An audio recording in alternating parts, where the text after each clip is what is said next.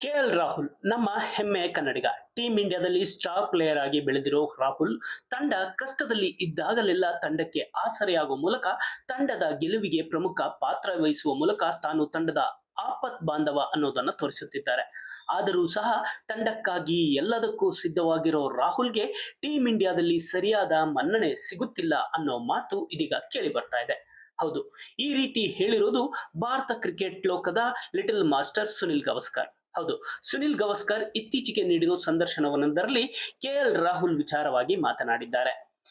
ರಾಹುಲ್ ಭಾರತೀಯ ಕ್ರಿಕೆಟ್ನ ಗಮನಕ್ಕೆ ಬಾರದ ಹೀರೋಗಳಲ್ಲಿ ಒಬ್ಬರು ಅನ್ನೋ ಮಾತನ್ನ ಹೇಳುವ ಮೂಲಕ ರಾಹುಲ್ಗೆ ಆಗುತ್ತಿರೋ ಅನ್ಯಾಯದ ಬಗ್ಗೆ ಮಾತನಾಡಿದ್ದಾರೆ.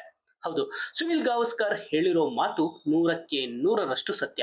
ರಾಹುಲ್ ಟೀಂ ಇಂಡಿಯಾದಲ್ಲಿ ಇದ್ದು ಯಾರ ಗಮನಕ್ಕೂ ಬಾರದ ಹೀರೋ ಅನ್ನೋದು ಅಕ್ಷರಶಃ ಸತ್ಯ.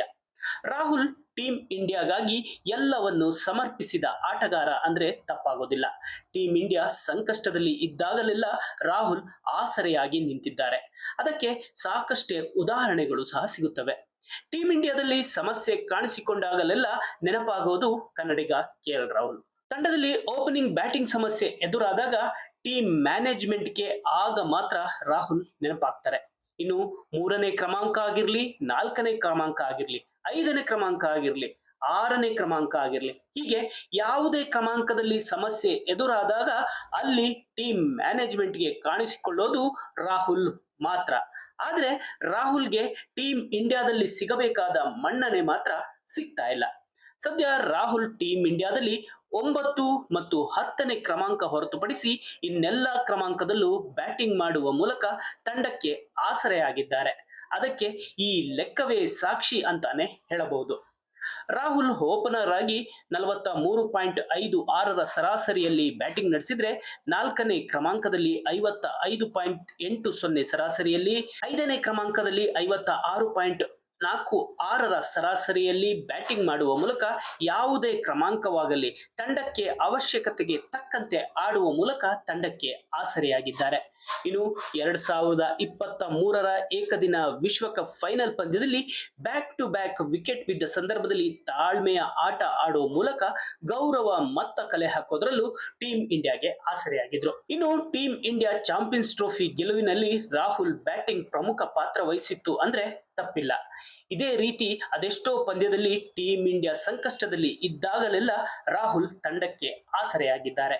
ಇನ್ನು ಕೇವಲ ಬ್ಯಾಟಿಂಗ್ ಮಾತ್ರವಲ್ಲದೆ ಕೀಪಿಂಗ್ ವಿಚಾರದಲ್ಲೂ ಟೀಂ ಇಂಡಿಯಾಕ್ಕೆ ಸ್ಥಿರ ಪ್ರದರ್ಶನ ನೀಡುವ ವಿಕೆಟ್ ಕೀಪರ್ ಇಲ್ಲದೆ ಇದ್ದಾಗಲೆಲ್ಲ ಕೀಪಿಂಗ್ ಗ್ಲೌಸ್ ಹಾಕೊಂಡು ರಾಹುಲ್ ವಿಕೆಟ್ ಕೀಪರ್ ಜವಾಬ್ದಾರಿಯನ್ನು ಸಹ ವಹಿಸಿಕೊಂಡಿದ್ದಾರೆ.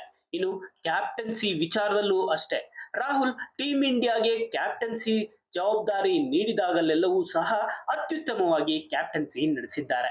20 ಪಂದ್ಯಗಳಲ್ಲಿ ಈಗಾಗಲೇ ಟೀಂ ಇಂಡಿಯಾವನ್ನು ಮುನ್ನಡೆಸಿರೋ ರಾಹುಲ್ 13ರಲ್ಲಿ ಗೆಲುವನ್ನು ದಾಖಲಿಸುವ ಮೂಲಕ ತಾನೊಬ್ಬ ಬೆಸ್ಟ್ ಕ್ಯಾಪ್ಟನ್ ಅನ್ನೋದನ್ನ ತೋರಿಸಿದ್ದಾರೆ.